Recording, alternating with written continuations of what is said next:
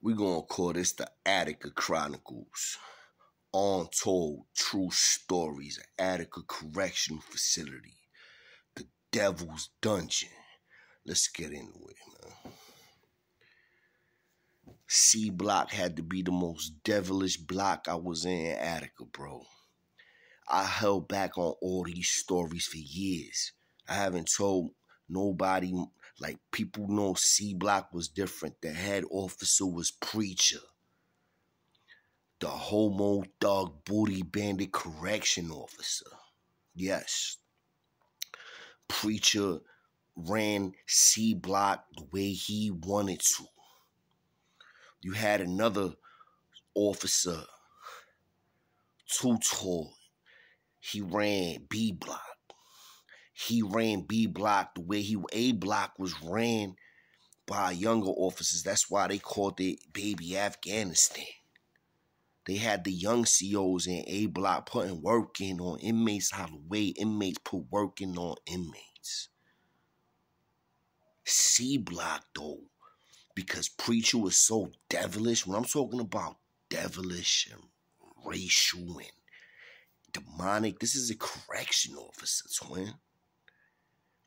He's holding the unit down where dudes is locked up for life sentences. He's dealing with rapos, murderers, killers, pedophiles, gangsters, stick-up kids. Whatever you say, they did. And this motherfucker is one of them, the worst there is. He's the one that needs to be behind fucking a cell block. So let's get into this shit, right? So when I first, every time I talk about, this is no lie. Every time I talk about Attica C block, when I got the C block, the first thing I smelled was poop. That's just to give you the mindset. I'm like, damn, why it smell like ass? It really smell like shit. It smell like straight poop, bro. I'm like, what the fuck? I get up there. The preachers, because they got like a little bootleg bubble. It's not a bubble, but they got their little area. Preachers there.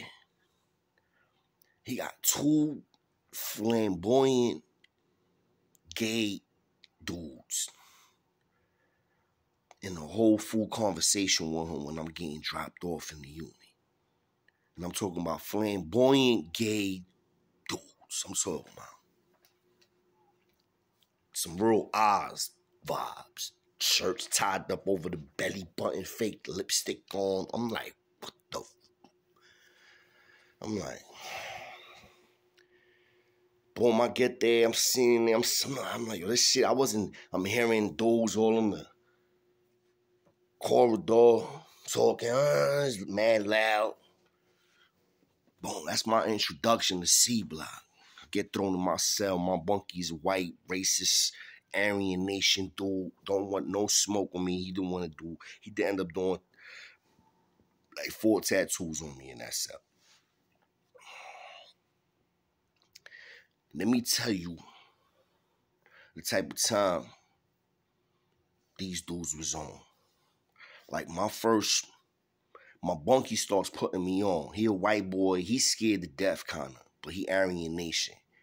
I forgot why he was locked up for. Some domestic violence shit. And he was in there. He wasn't even doing serious time like that. I think he wasn't doing crazy time like that. He was only doing like a couple of years. Anyway, he starts putting me on to certain shit. He's like, yo, this unit is different. I'm like, what you mean it's different? He starts putting me on. He's like, yo, that dude Preacher, it's like he live here. First of all, Preacher was never going home.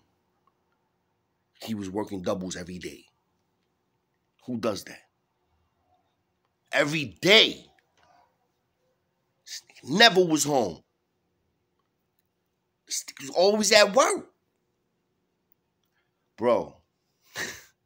Living, sleeping, everything. He had the inmates cooking for him.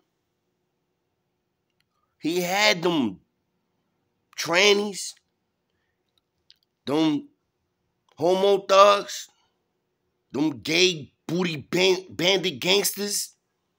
He had all of them. All of them.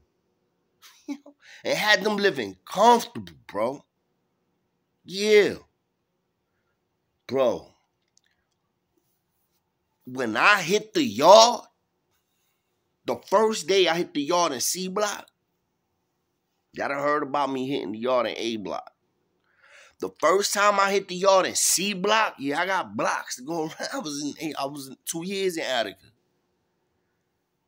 The first time I hit the yard in C Block, you know what the conversation was about? Because they already got the kites about me. They knew who I was already. They already knew who I was because I already was in there for a couple of months, whatever the case may be, boom, boom, boom. You know what the conversation was? Yo, you in Preacher House? Yo, you got to be careful, bro. That house right there is something different. I'm like, nigga, who you telling? Bro, that first night or so that I was there, he be letting certain dudes out.